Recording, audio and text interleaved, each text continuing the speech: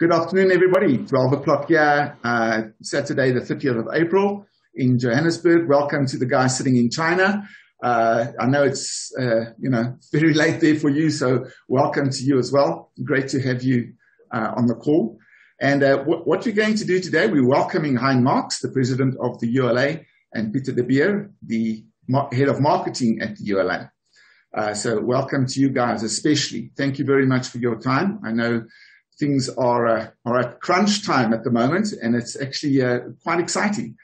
So what we're going to do today, in order to be as efficient with our time as possible, is Peter has offered to lead the presentation, just with one or two questions, which Hein will answer, and we'll work through that, to give the new people to the ULA, an idea of where we're coming from, where we're going, and obviously the people that have been around for a while but still not quite sure what is happening, to just give them some clarity and understanding as to who we are and where we're positioned in terms of independence and independence.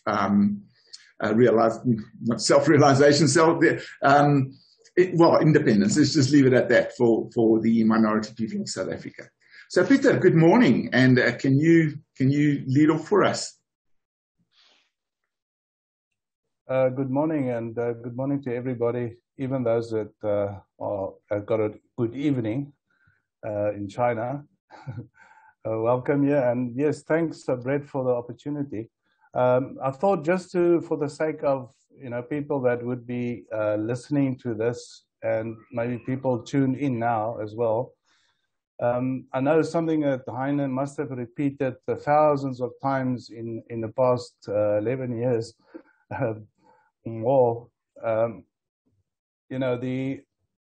when we start out, just for clarity for people that's going to tune in, can you just briefly, Hein, just explain the ULA's role since 2014, and also just briefly about why we're at the point now of getting mandates, what the mandates represent, what is the function or the purpose of the mandates within this whole process. And we know it's a very important step where we are now with the mandates. And why do we need 2 million mandates? So it's basically a three-legged question, but just to briefly paint the background. Thank you, Brett. Except Peter, you made one mistake. It's not how many millionth time.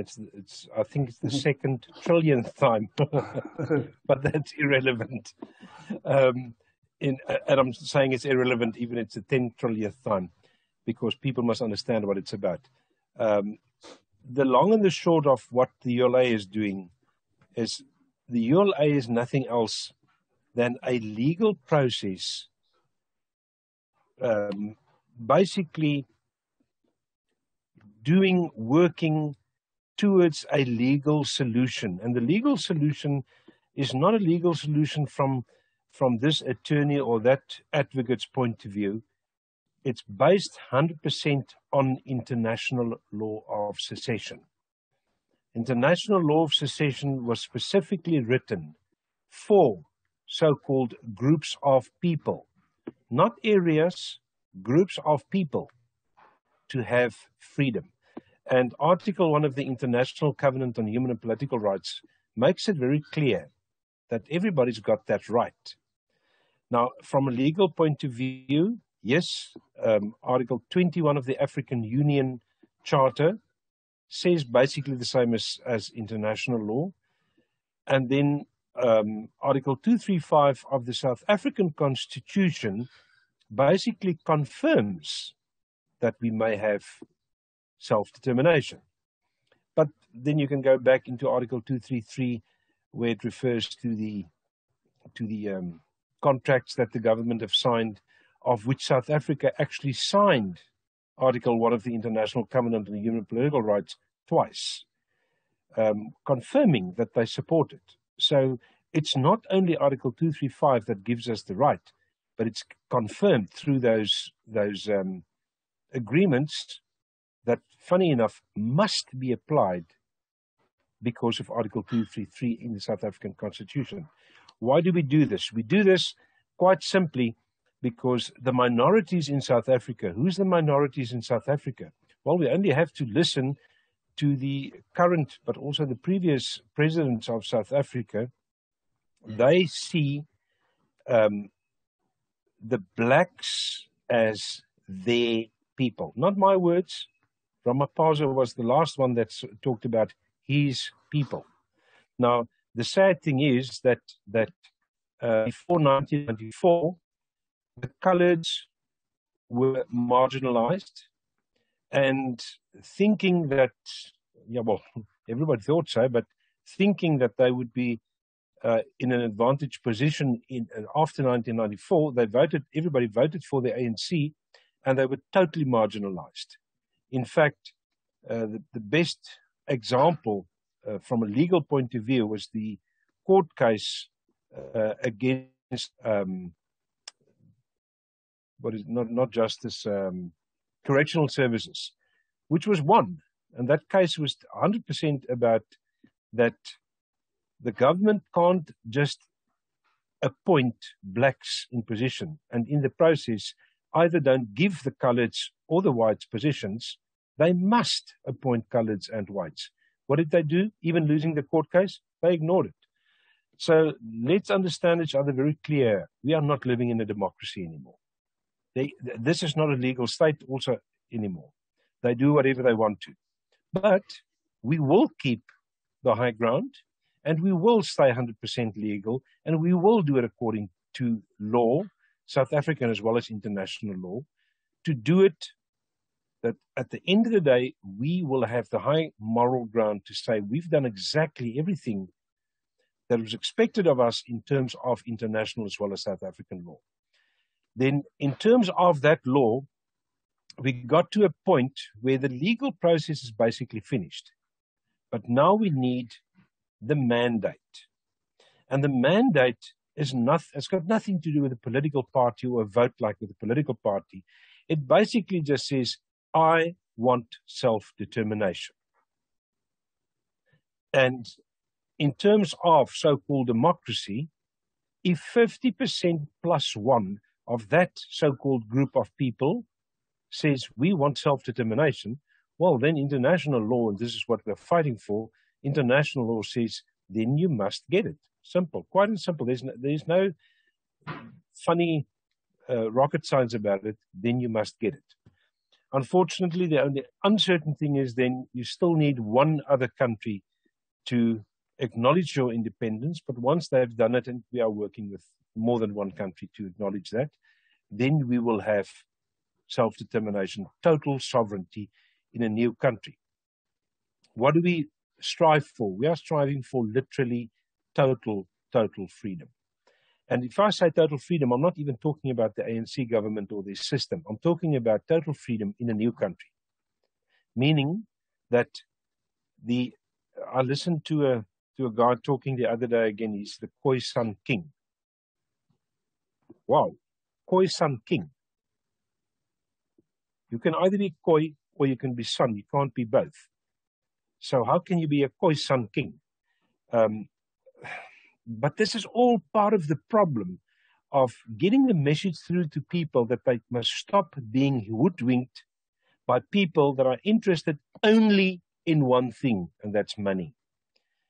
If we ask for a couple of cents here or there, it's for specific projects, for nothing other and nothing else than promoting, to get the message out for us to be able to get free. We don't use money for Brett to buy beautiful big conference rooms like the one he's sitting in. Peter has got an even bigger, I think, he's got an even bigger room. We don't do that. We don't buy that, use that money to buy stuff for ourselves. Not at all. By the way, for the people that doesn't know, they're sitting in virtual rooms. I don't even know exactly how it works. They've got their backgrounds. Mine works like this, that if I touch my curtain at the back here, it'll actually move. Theirs won't. So the long and the short is, we want freedom. And if I say total freedom, it means that if let's say, for instance, the San or the Bushman wants to teach their language in their schools, they can do it. It's their choice. But let's go another step back. Let's say in their state, they decide we don't want to go to school. We won't force our people to go to school. It's their choice. That's freedom. If the Griqua decides, well, we want our people to go to school for 15 years, and everybody must go to school for a minimum of 15 years, it's their choice. That's freedom. So the reality is, and if I say freedom in this case, let's understand that as well. The people that decide that must literally be democratically elected, not in a political party system that like we've got going at the moment. You give your vote to a so-called party, and for the next 5 years, that party decide what they want to do, irrelevant of what the people want. The people will always have the power. If the people feel that, and I use the Griqua as an example here because I used them 15 years going to school. No, we don't want our children to go to school for 15 years. Then the people will have a referendum. And this is typically what happens in Switzerland at the moment. No, we don't want this. In fact, seeing that you want to do this, we actually want you out. We want new representatives to rule us. That's freedom. We want literally total freedom, which we don't have. And funny enough, I actually don't know about any group of people in the world that's got really 100% freedom. And the question is, why can't we have it? Of course we can have it. We can have it if we have the right people to put the system in place and at least start showing the people that it's possible. In any case, Peter, I think that already answers your questions. Otherwise, I'll go on for another hour. That's after you've unmuted. Yeah. Yeah, obviously. Yes, it explains the role of the ULA and, where we are now in terms of having to achieve those mandates, the 2 million mandates. Now, with that being said, the mandates are now sort of the next stumbling block where we are now. And we require those 2 million mandates to follow the normal de jure process in getting the independence and getting to the point where we can actually secede. But then, with that in mind, is it then not more than just the will of the people, but rather the duty of the people of minority groups to register their mandates? It's more than just the will. And looking at the current situation in South Africa and also the influences of the world controlling organizations as we know it now, the New World Order, should people not take up this duty and register? What, in your opinion, Hein, almost like a sequence of events would follow if we do not get to that point of actually taking up that duty? Yeah, it's a very interesting question, because the answer is actually in the report that I wrote in 2014 for the Freedom Front Plus, who gave me a mandate to look at self-determination and write a report about it. It was very clear that they didn't give the mandate to me to investigate it and write the report because they wanted a report. They thought that by giving the mandate to me, they're going to keep me busy, as typically the case with politicians and most government employees. I'll be busy for the next 5 or 10 years, and then some nonsense will come out. The reality is 4 months after I got the mandate, spending literally every day on the roads, driving from Orania to Pretoria to Cape Town, back to Orania, back to Pretoria, all over. I gave them the report, and up until today, they refused to accept the report. The answer to your question is 70% of that report, and that is what will happen. Now, I want to make this very clear. Yes, because I'm a total 100% believer in God. and I'm governed and guided by God. I didn't write that report. God used my hand to write the report. Why do I say this? Well, funny enough, what is it now? It's 8 years later. I can say that I didn't write it. I've said it. I said it directly after it, but then it didn't mean as much. Today, if you look at that report, you will see that everything in that report is happening exactly the way it was written there. And to answer your question, in that report, it's made very clear that, and just ask yourself the question, how relevant is that today? When, not if, when Eskom falls, what will happen? The long and the short, I'm not going to go into the events exactly, but the long and the short is there will be a civil war.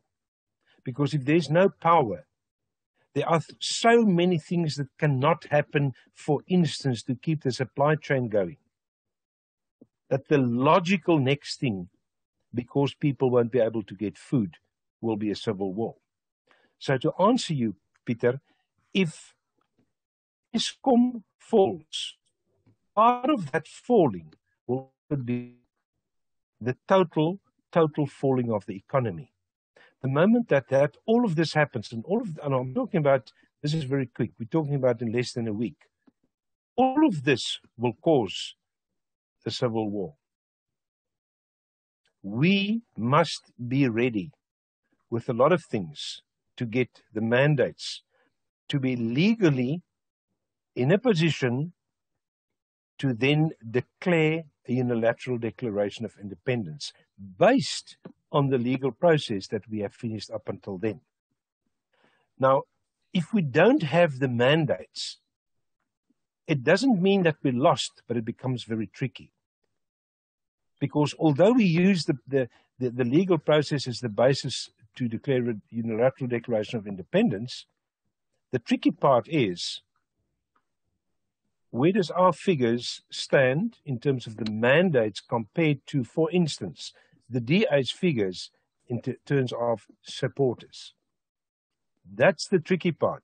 This is why it's so incredibly important that we have the mandates to say we can now, without any question, and remember the question that I'm referring to here is the International Criminal Court in The Hague. If you go and read up on, for instance, the whole Yugoslavia thing, they went to court and it was decided, even with all that horror civil war that went on, there is no reason that they cannot acknowledge the independence. Because what they did, then suddenly all the war crimes is irrelevant, because that's got nothing to do with the legal process. What they did was they wanted self-determination based on... Sorry, I've got to take this. This is a call I'm waiting for from a doctor. Just a second, if you can excuse me. Just go on. Okay, absolutely no problem, Hein. Thanks very much. Peter, maybe you can just supplement what Hein was saying, because it's really, really important. Okay, it looks like he's done. All right, no problem. Are you back? Brett, sorry, Peter, sorry. I've just got an emergency with one of the patients and the doctor has just arrived. If you can just excuse me for, I don't know how long. Okay. But I'm sure that you can carry on in the meantime. I've given the basis, so let me just quickly get him. If you We can excuse will. me. Sorry, guys. Right. Okay, thank you, Hein. Yeah, so, what Hein was pointing out made me think, it's actually so critical. That is why I brought up the point of it's not really a will anymore, it's a duty of each and every person that is part of the minority groups of South Africa to actually take up that responsibility and provide and register the mandate. We easily refer to the will of the people, but it's a little bit more than that at this point with the urgency around us. And just to take an example, a small example here from KZN, where we recently had the floods. and there was a bit of damage to the infrastructure, and amongst others, the water supply. Until recently, and they just now sorted it out. It took about 2 weeks to get back in this area where we're staying. And within that period, there was already looting and hijacking of tankers and all kinds of protests going on because some of the people in the informal settlements didn't get water. They were promised, and the water tankers weren't making the rounds there. So that's one of the warning signs, and there's a lot of those happening in the country. Whenever there's a disruption of services or some natural disaster, and that is an indication of how sensitive a country really is in terms of total anarchy, total disruption of services, total mayhem. And what Hein referred to is ESCOM, but there's so many other areas where we are at the point of breaking point almost. And it just underlines the urgency that we have to break away. And it brings us back at this point in time to the mandates. And this is where we have to really reach out as far and wide as we can to get all our people aware, make them aware of this solution. It's not a temporary solution. Hein gave us a good background of where the ULA is coming from, and by now we should know that this is a solid process. It's not something that was just thought out very briefly. It's very carefully planned. All the ducks are in a row, so to speak. And as he mentioned, the legal document is in readiness. In other words, all the paperwork has been done. We only require those mandates. But anyway, I think this platform is also for questions and participation from the people, especially from China and others that have joined and maybe not so familiar with what's happening. So I think let's just see if there are any questions, Brett. Yeah, absolutely. If you've got a question, you're very welcome to just unmute yourself and join our conversation. Peter is the head of marketing. He's been studying in depth the ULA and the process for the last 2 years, Peter? Yeah. Okay. 2 years. So then in summary, basically we've got a situation where for the last 28 odd years, the infrastructure, the country that was a world force to be reckoned with in terms of economics and even sport, education, coming up with technological innovations. We had so many world records and people that really made the news. From that 28 years ago to a point now where things are literally crumbling around us. We handed this jewel of a nation over to a force that at that point, a lot of people said, no, we don't want to do this. And those were the ones that saw what was coming. But a lot of people said, yes, we want to do this. Let us try this forced integration of cultures into a rainbow nation. And this is where we are right now. So thank God for people like Hein, Marx and the EXCO, a team of very competent, well-educated people in various disciplines, highly skilled, that have come up based on the 2012 census of the government, identified the area where the minority people that are suddenly oppressed, finding themselves by law not being able to take certain jobs, not being able to fulfill their potential as far as their competency is concerned, being discriminated against by this government that we have, and watching the infrastructure crumble. And according to that 2012 census, identified an area where those people are actually the majority. of people, according to 4 criteria determined by international secession law. Okay, so that formed the basis of the process, and then went through a very rigorous, meticulous process of law to identify the approach and the sequence that needs to be followed. Gone through all the feasibility studies, gone through all the risk analysis, gone through making the current government aware of what we're doing, making sure that the international community is aware of what we're doing with total transparency. Now at a point, Peter, where we need those mandates to move on to the next step. And so every single person that is registering a mandate, you're not just registering a mandate, you're registering a freedom, a cry for freedom, and you're taking upon yourself the torch of freedom. And it's really incumbent on you, as Peter was saying, it is our duty to go out there and make everybody else aware of where this is going if we do not take the responsibility of seceding. And that's where we are right now. So we need to get those mandates in. And I see Obed is on the call with us today as well. Obed is the absolute champion when it comes to registering mandates. Unfortunately, most people aren't aware of what the situation that we're in and the fact that we need those mandates. And Obed has got a team of people that actually literally go out and talk to people face to face and get those mandates registered.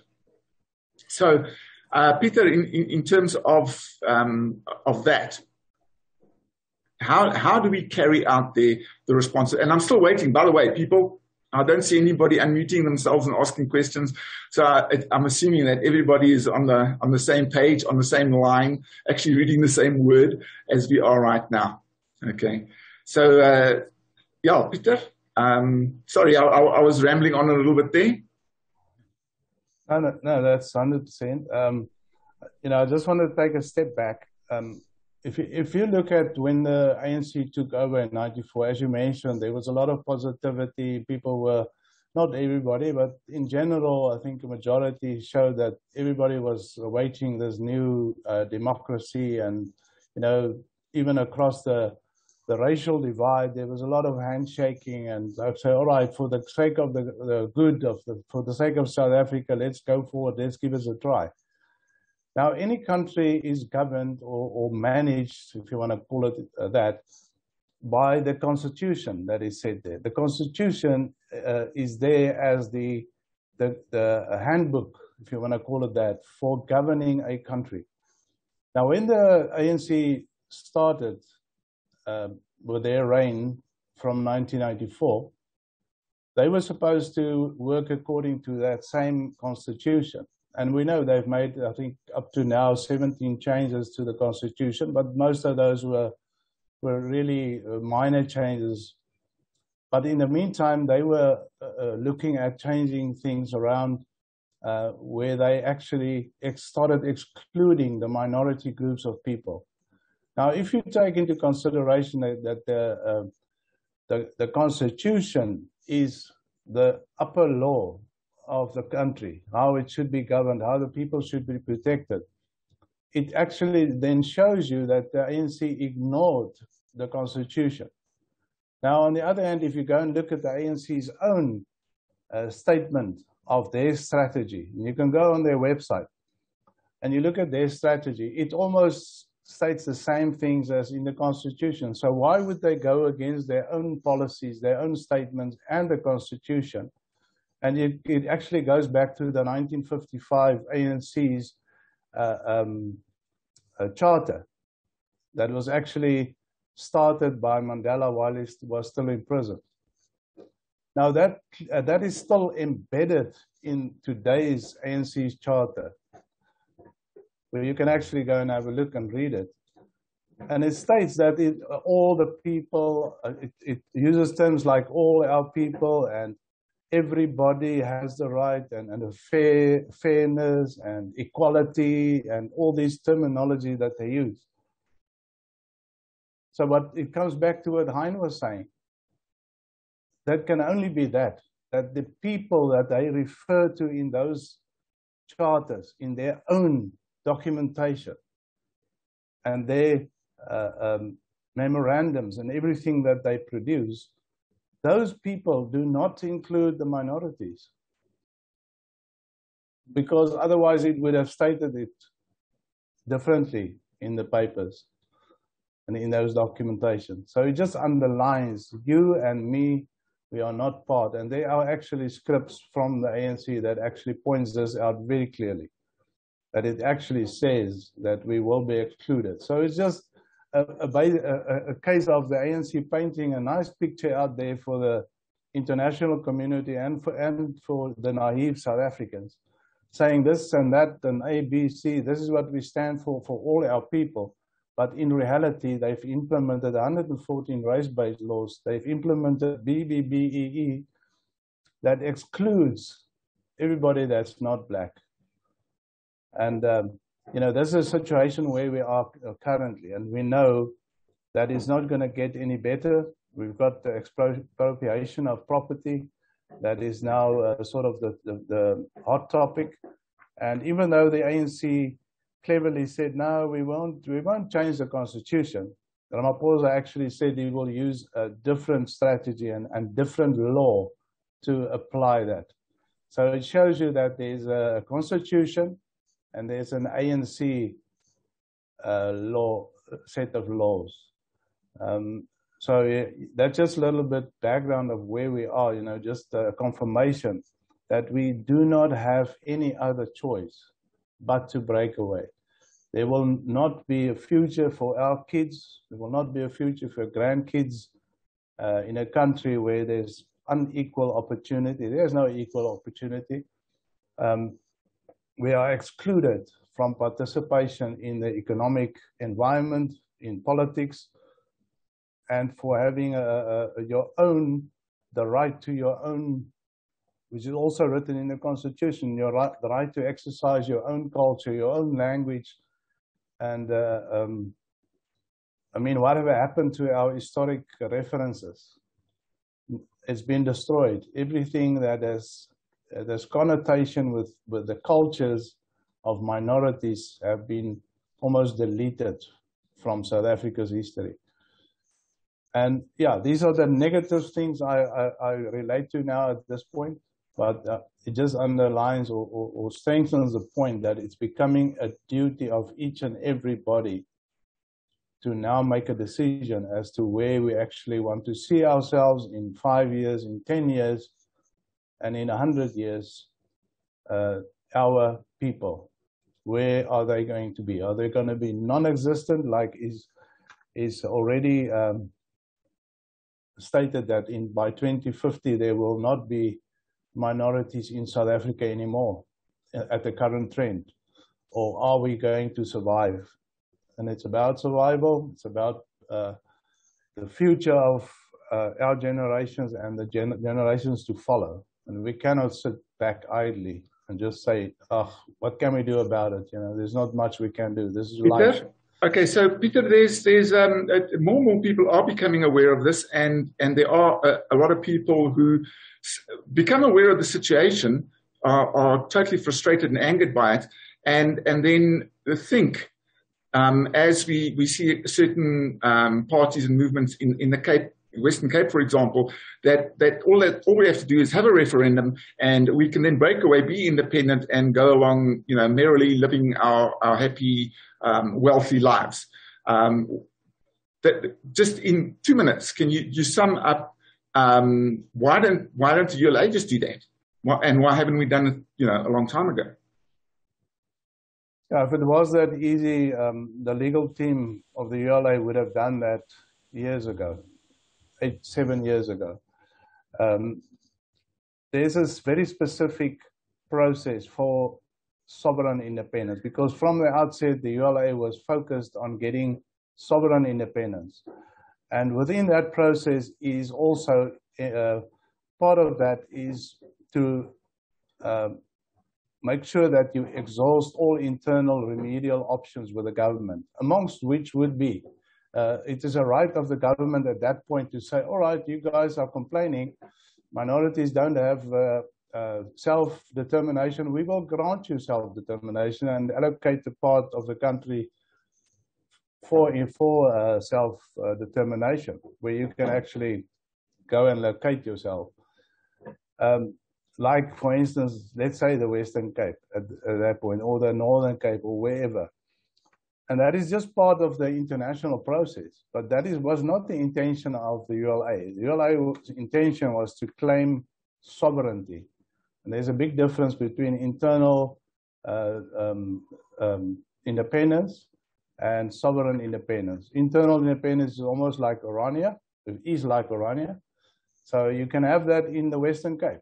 And you'll have the same, you can even have your own monetary unit and you can have your own governing system. But Orania has got, for instance, the Ora, but it's still coupled to the South African Rand. It's just a monetary unit or money that they use internally. But we were looking for independence, sovereign independence. And that's when the ULA started the process and looked at international law, South African law, and started the process according to that. Now, just calling a referendum does not give you the right then to claim international sovereignty as a new country. What is happening now in the Western Cape is typically the internal route they're following to get the independence, and then they also claim that they will do follow the international route and start looking at international assistance to get their sovereignty. Because in that sense, it means that they will then start the process of 7 years, whatever. So yes, they might well, let's say the government grants the referendum, they might well be granted internal independence. But that's not going to be sovereign independence. They will still have to follow, because the very first step, or one of the important steps, is the one that I just mentioned, where you have to you have to prove that you have exhausted all internal remedial options with the government. And that the ULA has done. It was a very crucial step, because after that, if you get to the point where you are actually trying over and over again with the government, let's try and get around the table, we need to sort this out, our people needs their own self-determination because of all these situations in the country. And if the government does not adjust to that, or come to the party and say, listen, we're listening to your complaints, and we will look after that and give you a solution, that is according to international law. If they don't do that, then you have the right to break away in sovereignty. And if you can't prove that now, which the Western Cape Independence Group cannot prove because they haven't done it, it's a fact. It is actually an illegal act to then say, I want to break away through a referendum. Remember what happened with Catalonia? In Catalonia's case, it was exactly one of the aspects that landed them in prison, where Spain, actually in their constitution, it was illegal in any case to break away, to secede from the country. So they didn't go to the table and say, listen, Spain, these are our issues, this is what we need to do, and over again, get some kind of a resolution. They just said, we're going to break away, and then it became an illegal act. So you've got to be very careful. That's why Hein pointed out earlier, we will retain the high ground. We will do things according to law and international law. And one of those were to make sure that all internal remedial options were exhausted with the government. The other factor is also that Hein stated earlier, you cannot start the process and then go to the international community and say, I need to secede from this country, this is my case, and the prerequisite, one of the prerequisites is to identify the what? The people not an area. Nowhere in international law does it state that any area has the right to break away. It says any, and it actually says a people, or it sometimes refers to a group of people has the right to break away. That's where you have to start. And then international law also points out to, when you have these groups of people, you've identified them, where historically were they actually in the majority? Where did they actually stay in history? And then you according to that, you determine the area. That is exactly what the ULA did. Now, if you just go and say, oh, I want to break away Gauteng because it's so rich and there's gold and there's whatever, it's not going to cut the, it's not going to do the trick for you in terms of international, in terms of sovereignty. You have to start with the people. And as I said, the other one actually primary to that is exhaustion of internal remedial options. So just those two already tie your process down to a very, very specific sequence of events. So basically, the cry for referendum, as is happening in the Western Cape, and I don't know if anywhere else, is just a political move. At the end of the day, it's really not going to get them anywhere in terms of what they're promising the people. Jaco, you have your hand up, I see. Okay, I just want to raise a concern of some people in our group. Unfortunately, they are not on the call tonight. I don't know why, but I'll just read it here. What makes the leaders qualified to lead us? What they are doing will cause war, especially because they're excluding Black people. So, and secondly, how can you expect people to be uprooted to move in or get forced to move out of the area? So, Peter actually already answered part of it, but I just want to make that statement. That's what a concern was on our group. I just find it very interesting, Jaco, and thank you so much for that. I'm going to get Peter, because Peter will summarize it very accurately, I know. But I find it interesting that people, if they are really concerned and really have their eyes on secession and want to do it, that they don't have the courage to come and face Hein himself and ask him those questions. Personally, I'd be inclined to simply ignore it. But Peter, do you want to say something? The first leg of that question is about what makes the ULA qualified to lead this process. Now, funny enough, if you look at international law, it states any group of people. It never states what they need to be. Doctors, lawyers, statesmen, political leaders, have 7 degrees, etc. It says any group of people. So even Jaco, if you decided you wanted to break away and you gather up people and they are like-minded and they have the legal basis, they can break away. Just to put it very simple. But when it gets to aspects like, for instance, the governance, the system of governance, the economic model, and the risk analysis, the viability study, then it becomes more specific. And it has to be, for instance, a reputable economist have to do that viability study. A legal, the legal basis itself is, it's almost like an attorney going to preparing for a case. And there will be legal people involved to get that together. But the same as you would be able to represent yourself in a court. Theoretically, anybody can actually drive this process. But when it gets to specific studies, then there are people within the ULA that actually perform these, like in the financials. We've got a person on board that is very qualified, and it's actually a person that was involved in the world, in the international arena with banking systems. That was looking after the banking system. So I hope it answers the question, but in the first place, theoretically, anybody can actually start and say, I want to break away. So, you know, asking what are the qualifications is actually not relevant, because it's not the point where now we are governing the country. This is a point of breaking away.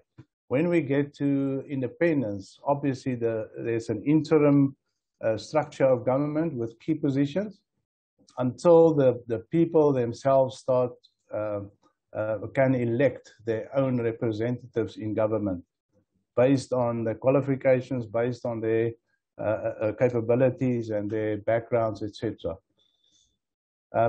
Now I've forgotten the second segment of that question. Sorry. Okay, I think the reason they ask that is because they are concerned that this will cause a war. So that's the main reason. So now you are leading this process, and you're basically leading us into war according to them. So that's the main concern. So what about that? So can you lead us through, you're leading us into trouble basically. So can you lead us during that time as well? Are you capable? Oh, yes. Yeah, I understand. Obviously, the interim government that is going to be there will have to be properly equipped, and there's got to be preparation in terms of all the aspects of governing a country. Now, remember, this is interim, and it's per law, because if you haven't got the country yet, you cannot say, but I need to get the people involved to set up all these structures and systems and so on, because you haven't got the country yet. You can, as that movement, as the body that actually drives the process, you are actually, by international law, you have to have these things in place before you can secede. Because remember, some country has got to verify your independence, has got to do the ratification. And they have to come and look and see if you have these interim measures in place, the minimum to govern a country and to protect it as well.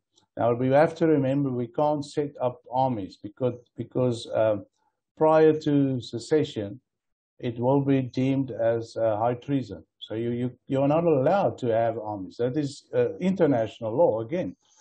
But you can make preparation.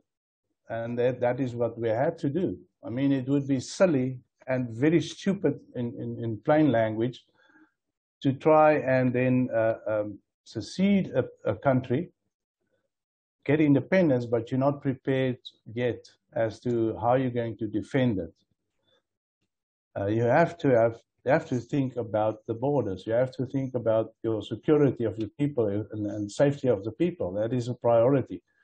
And that goes hand in hand with the other aspects like economics, like international relations. We're already building those things in advance, but it's not going to be perfect, because we have to remember this is a transition period. This is what the ULA is trying to do, is securing the new country. Once we're there, once we have seceded, then all the formalities around economics, around finance, around whatever, education, health and safety, and all these things will then be formalized. And then we will elect people in government, and right from the presidency, right from the central government, right down to municipality, will be by the will of the people.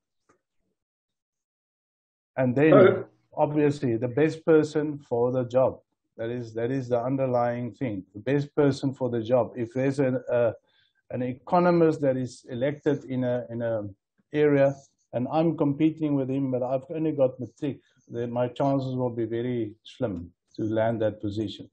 Where the economist or the financial guru, he will obviously have the right credentials, and then it's a case of performance, how well he will perform. So really, what we should be saying is ask not what the ULA can do for you, ask what you can do for the ULA. I'm concerned that we might be going into a dangerous situation. I understand the need for secession. What can I do? How can I contribute to making this a peaceful transition? What is it that I can contribute? That's really what we're actually looking for, Jaco, rather than show me your stuff, eh? Yeah, I just wanted to add, what Jaco is also saying is the part of, the safety side, the war. There's going to be war, and so on.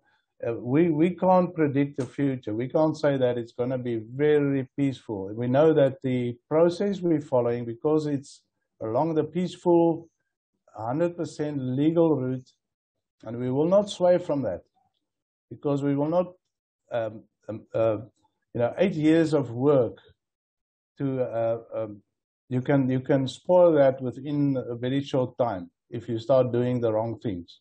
And there's no way that we can have that risk, take that risk, and start things that is not in line with the prerequisites. So, is there going to be a problem? Is there going to be civil war? Is there going to be trouble when we break away? We don't know, but we can only prepare as well as we can, because we don't think about the worst case scenario. Then we are quite naive in thinking that it's going to be, two people shaking hands under 'n doringboom met 'n glasie wyn en daar sê hier is julle land, julle kan maar gaan. This is Africa and South Africa, and we know what the circumstances are. I can give you my opinion, and the reality of South Africa, it's a very high-strung political environment, and you can just imagine that when there's an announcement made tonight that internationally, if all the newscasts you see on the screens announces that South Africa has now broken into two, it's a two-state solution, and minorities have started a new country, United Cape States. What do you think will happen on the ground, right now, if you have to sit back and think about it? I think, in my opinion, and it's not the ULA's opinion, I don't want to create chaos or a lot of worries, but the reality is we will have problems. To what degree, we can't predict, but we have to be ready. We have to, and that is something that we have done, that we are doing all the time, is looking at getting things in place so that we can, within a very short period, look after our own interests. Fantastic. Jaco, sorry, do you have something else? I see our time has already started. I'm shocked that it's already been almost an hour. Is there anything else from your side there, Jaco? By all means, go ahead. No, that's it. I think the rest was already answered. Okay, brilliant.